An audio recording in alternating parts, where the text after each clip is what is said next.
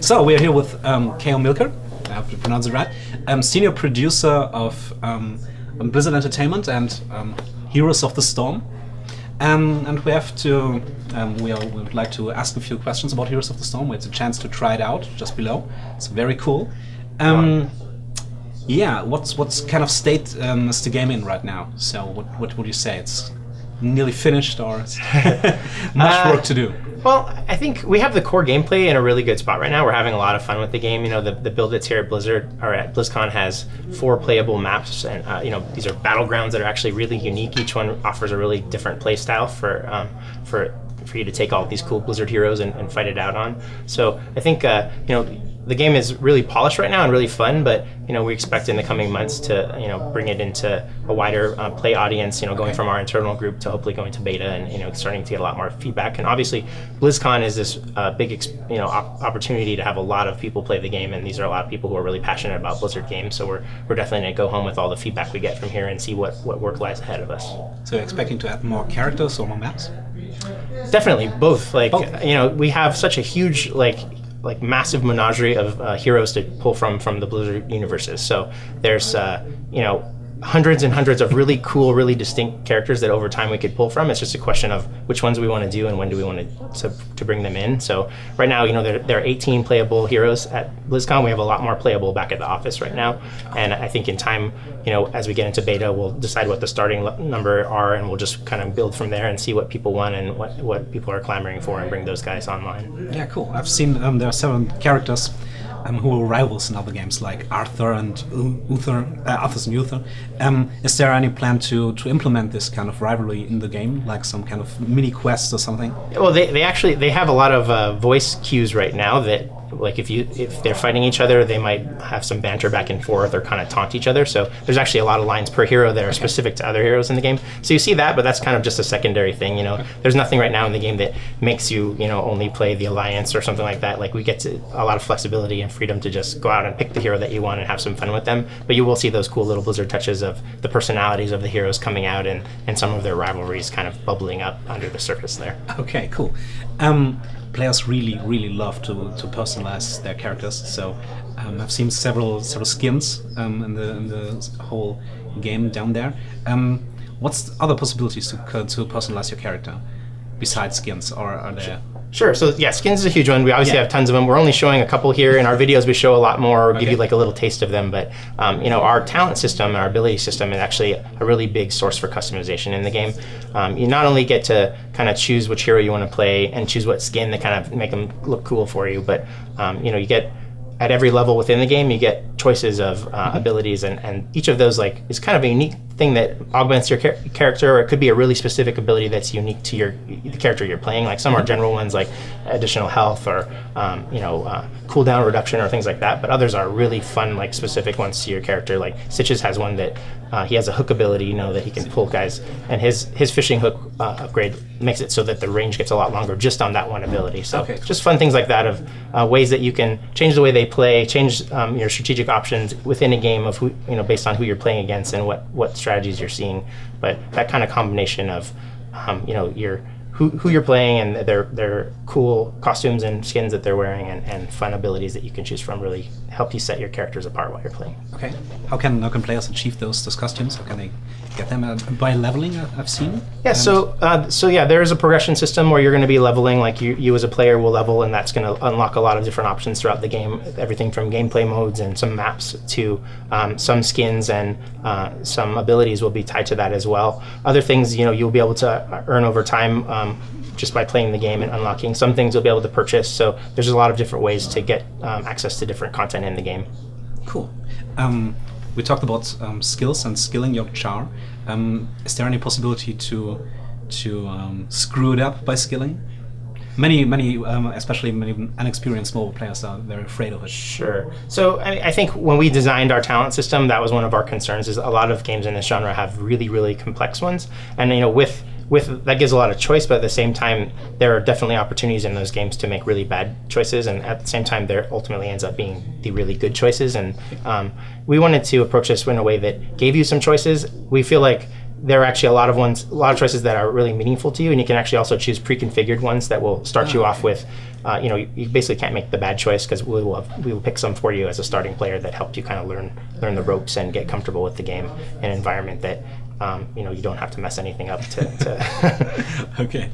I talked to several pro players or pro LoL players or MOBA players who were a bit concerned about some that Heroes of the Storm might be some bit more casual oriented.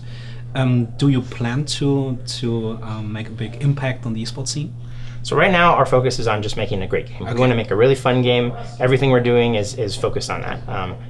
The choices we're making are about making a game that can be accessible to anyone, but still have a lot of depth on the back end for really hardcore players to really find the really specific skill-based things that set them apart as a player. In time, we could see this game becoming an esport and getting that kind of a following, but it's not our objective right now. We want to just make a fun game and put it out there for a lot of people to play. And I think a free-to-play game is a really cool opportunity for us to do that. Anybody can try the game out and see if they like it and make their own choice if this is the game for them. Do you implement some kind of ranking system? There will be some things like that we're talking about. We don't really have big things we're talking about here at the show, but there definitely are, at the high ends of play, a ranked play system that would, be people, on not necessarily ladders, but something equivalent in this game. So when we compare compare Heroes of the Storm to some of the other MOBAs out there are some very popular MOBAs out there right now. Did you learn anything from their mechanics and convert it then to Heroes of the Storm? Sure. So everybody at Blizzard is a gamer. From the receptionist up to Mike Morheim, everybody everywhere in the company are people who enjoy games, and that doesn't mean that we just play Blizzard games. We play all games, and I think we bring things from all different genres into all of the games that we make as well. So I think what we're always looking for are those nuggets of the moments in a game that really stood out to us, the gameplay mechanics that were really fun, and those are the things that we want to accentuate in our games, and at the same time we're looking for those things that we found frustrating, and those are the things that we do everything we can to eliminate. And in this game, a big one of that was last hitting. That's something that some people really enjoy that, and I think that offers them their moment of glory to be able to stand out and do that. Other people feel like they're constantly getting yelled at or they're having problems with that in team-based games, and so that's something we actually just made the choice that we were going to eliminate it. We were going to emphasize the team gameplay and let your whole team actually levels at the same time. So it's all about what you as a team accomplished together instead of what you as an individual did at that moment or didn't do. Yeah, cool. Another thing many players are aware of is the toxicity of the MOBA scene right now, especially in League of Legends, a very big discussion point. How do you try to prevent such things happening in Heroes of the Storm? Do you try to prevent Heroes of the Storm becoming a bad place for especially younger players? Yeah, so that's something we're obviously really acutely aware of, and it's something we've experienced ourselves in these games. As we started out making this, we wanted to do a lot of things to alleviate that. Some of it is kind of critical gameplay decisions we've made. The team leveling is actually a part of that. It's not.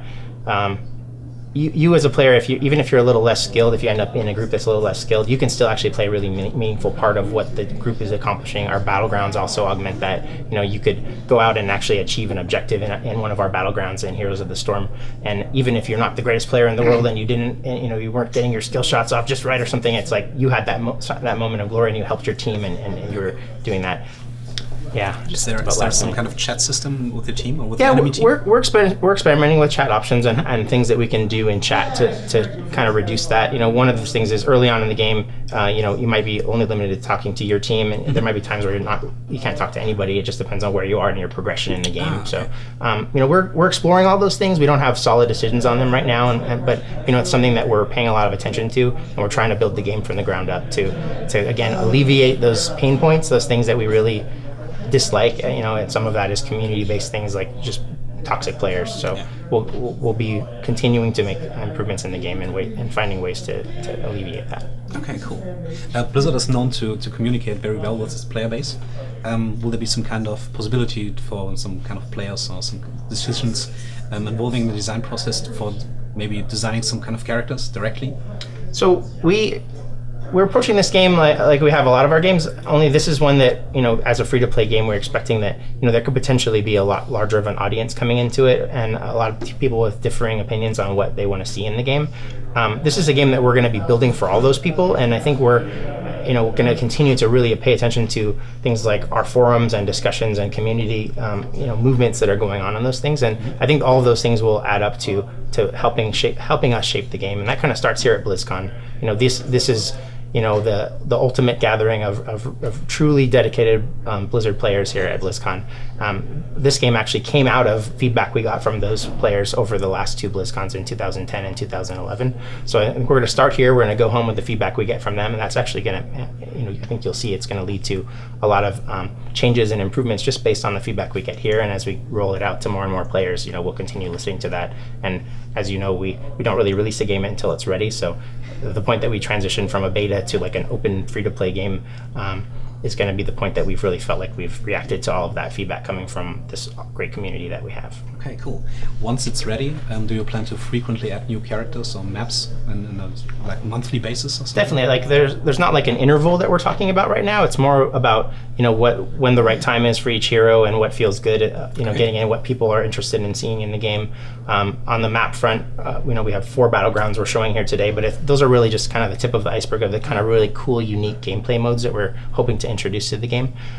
In time, every time we have a good new battleground that we think is really fun, we are definitely going to roll it into the game. Same thing on the hero front. So I think we expect that there's going to be a constant flow of new content coming into this game. And unlike some of the box games, this game is never really done. This is a game that will continue to evolve over time in a really meaningful way. And so we're kind of excited to just keep making cool content and putting it into the game. Cool. The original Dota, like the original World of Warcraft map, lived right from the modding scene, I think. Is there any plans to implement some kind of modding into Heroes of the Storm, or some kind of user-created content? So we are building Heroes of the Storm in the same engine we use for StarCraft 2, and that means it also has our great editor tool set, which people have been using to make amazing custom games in the StarCraft 2 arcade for many years now. Our expectation is that eventually we would definitely like to open that up to let people make custom maps for Heroes of the Storm. When we're going to do that, we're not sure, but it's a really cool thing that we have at our disposal there, and we're really excited to see ultimately what players and that mod making community does with the game as well. Cool. Will there be some kind of limited beta inviting like Hearthstone or?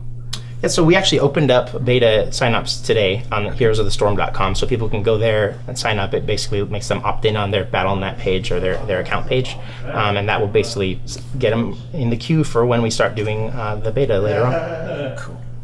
Maybe some kind of personal question at the end. What's your favorite Chan, Heroes of the Storm? Well, I have a couple. I'm having a lot of fun right now with Sonia, who's the barbarian. She's really kind of aggressive. Like, she leaps into battle. She kind of whirlwinds everywhere. She just really is appealing to me right now. I'm kind of an over-aggressive player. I tend to overcommit. In this game, that means that I die, but I get right back in again and do it over again. But Sonia is a lot of fun, and she kind of has a lot of the feel from Diablo, but at the same time, she's doing some unique things in this game that are really kind of fun to explore.